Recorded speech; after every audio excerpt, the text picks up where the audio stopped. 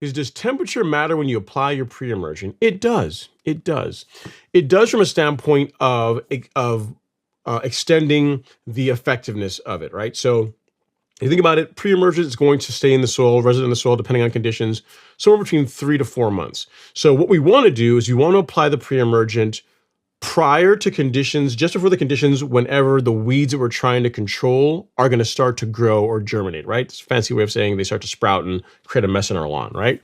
So for spring pre-emergent, a lot of the weeds that we are trying to manage, like crabgrass, probably one of the most common ones, begin to germinate when soil temperatures are in the mid 50s.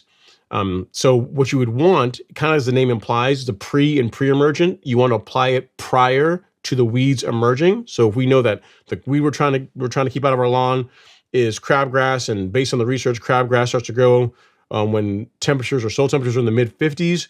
Whenever soil temperatures are in the high 40s to low 50s, we want to get our pre-emergent out. Even if that means a week or two early, still better, because once the unless you're using a herbicide, a pre-emergent like, say, Dimension, or there's a couple others, but really Dimension is one of the most common ones that specifically has the ability to control young crabgrass.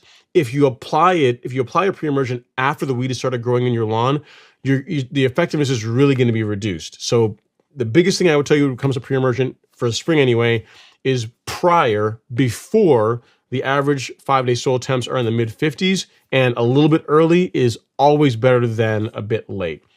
Because, I always talk about crabgrass and talk about Dimension, how, it's one of the kind of cool in the sense that it has some reach back against crabgrass, but there's a bunch of other weeds that start growing when temperatures get warmer too, that we're also trying to keep out of our lawn. So in general, just a bit early, better than a bit late.